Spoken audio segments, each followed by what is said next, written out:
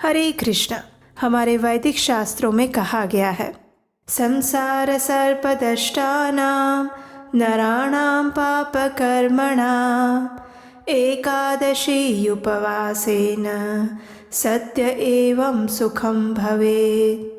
यानी संसार रूपी सर्पदष्ट पापी मनुष्य जब एकादशी के उपवास का पालन करते हैं तो वे तुरंत ही सुखी हो जाते हैं। एकादशी को सामान्य व्रत या मात्र एक तिथि नहीं है, अपितु वो साक्षात भगवान श्री हरि के दिव्य शरीर से उत्पन्न होने वाली शक्तिशाली देवी है, जो मनुष्य को मन चाहा भौतिक वर तो सरलता से दे देती है, लेकिन सबसे महत्वपूर्ण वो भगवान श्री कृष्ण की शुद्ध भक्ति और आध्यात्मिक ऊर्जा प्रदान करती हैं। इस व्रत का पालन करने से मनुष्य अपने सहस्त्र जन्मों के पाप कर्मों से मुक्त हो जाता है और भगवान की परम भक्ति को प्राप्त करता है। तो चलिए आज के इस वीडियो में जानते हैं कि ऐसी ही एक परम पावनी पुत्रदा एकादशी कब आ रही है और इस दिन के शुभ मुहूर्त कौन कौन से हैं। पौष मास के शुक्ल पक्ष में आने वाली पुत्रदा एकादशी इस बार आ रही है 10 जनवरी 2025 शुक्रवार के दिन। इस दिन प्रातः ब्रह्म मुहूर्त का समय है 5:50 और सूर्योदय होगा 7:26 पर।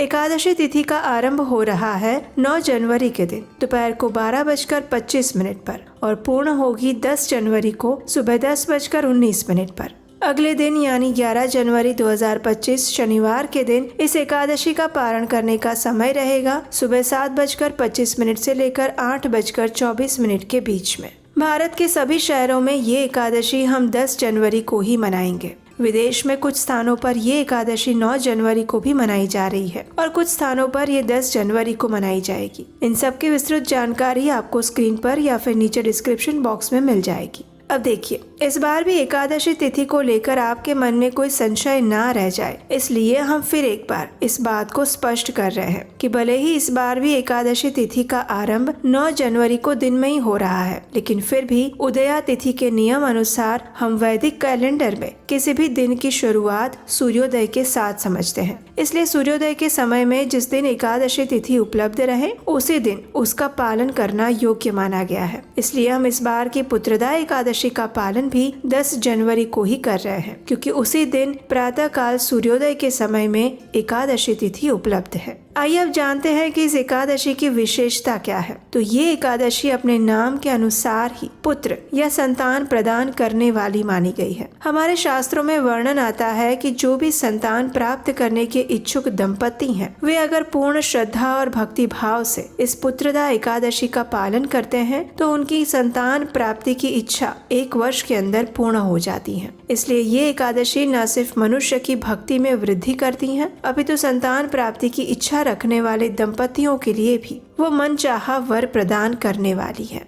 तो इस प्रकार हम समझ सकते हैं कि ये आने वाली पुत्रदा एकादशी मनुष्य के लिए हर प्रकार से मंगलमयी और भक्ति भाव में वृद्धि करने वाली है। तो इसलिए प्रत्येक मनुष्य को इस एकादशी तिथि का पूर्ण श्रद्धा और नियम पूर्वक पालन करना चाहिए। आइए अब देखते हैं कि इस एकादशी का पालन कैसे करना चाहिए या उसकी व्रत विधि क्या है। तो देखिए, किसी भी एकादशी व्रत का पालन करने की शुरुआत उसके 1 दिन पहले से हो जाती है, यानी कि दशमी से। तो आदर्श स्थिति यही होती है कि दशमी के दिन संध्या के समय में भारी अन्न युक्त भोजन नहीं लेना चाहिए। आप कुछ भी हल्का फुल्का सा अन्न ले सकते हैं, लेकिन वो भी प्रयास करें कि सूर्यास्त से पहले ही ले ले। एकादशी के दिन प्रातः ब्रह्म मुहूर्त में उठ जाइए। उठने के बाद स्वयं को स्नान इत्यादि से शुद्ध कर लीजिए और अगर घर में गंगा जल है तो उसकी कुछ बूंदे अपने स्नान करने के जल में डाल लीजिए और फिर उसी से स्नान करिए। इससे आपका पवित्र नदियों में स्नान हो जाएगा। अब स्वयं स्नान इत्यादि से शुद्ध होने के बाद भगवान श्री कृष्ण की मंगला आरती कीजिए। अपने घर में कर सकते हैं या फिर बाहर जाकर मंदिर में भी कर सकते हैं। और अगर ये दोनों ही वस्तुएं संभव नहीं है तो आप कम से कम प्रातः काल 4:30 बजे होने वाली मंगला आरती का दर्शन तो अवश्य ही कर सकते हैं। ये दर्शन आपको ऑनलाइन YouTube पर, जैसे कि इस्कॉन मायापुर और इस्कॉन वृंदावन के YouTube चैनल्स पर प्रातः काल 4:30 बजे मिल जाएंगे।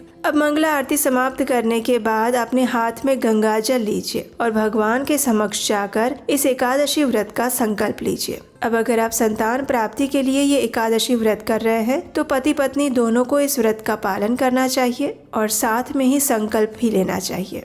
अगर पति पत्नी दोनों के लिए साथ में इसका संकल्प लेना और व्रत पालन करना संभव नहीं है तो दोनों में से कोई भी एक पति या फिर पत्नी जो भी इस व्रत का पालन कर रहे हैं उन्हें पूर्ण श्रद्धा और निष्ठा के साथ ये संकल्प लेना चाहिए। तत्पश्चात एकादशी के दिन तुलसी देवी की विशेष पूजा अर्चना करनी चाहिए। उनके समक्ष घी का दीपक प्रज्वलित करना चाहिए। उनकी कम से कम 4 या 3 बार प्रदक्षिणा करनी चाहिए और उन्हें आवश्यकता अनुसार जल अर्पण करना चाहिए। उनकी आरती करनी चाहिए और उसके बाद उन्हें प्रेम पूर्वक आदर के साथ प्रणाम करके उनके ही सामने बैठकर हरे कृष्ण महामंत्र का अधिक से अधिक संख्या में जप करना चाहिए। और ये महामंत्र है हरे कृष्ण कृष्ण कृष्ण हरे हरे, हरे राम राम राम हरे हरे। इस हरे कृष्ण महामंत्र की संपूर्ण दिन में कम से कम 8 माला का या कम से कम 16 माला 25 माला का जप अवश्य करना चाहिए, क्योंकि एकादशी का दिन विशेष होता है और इस दिन लिया गया भगवान का पवित्र नाम 1000 गुना अधिक फल प्रदान करता है। संपूर्ण दिन के दौरान अपनी शारीरिक और मानसिक चेतना को भगवान श्री कृष्ण के ऊपर समर्पित रखना चाहिए और इसके लिए सदैव हरे कृष्ण महामंत्र का जप करते रहना चाहिए।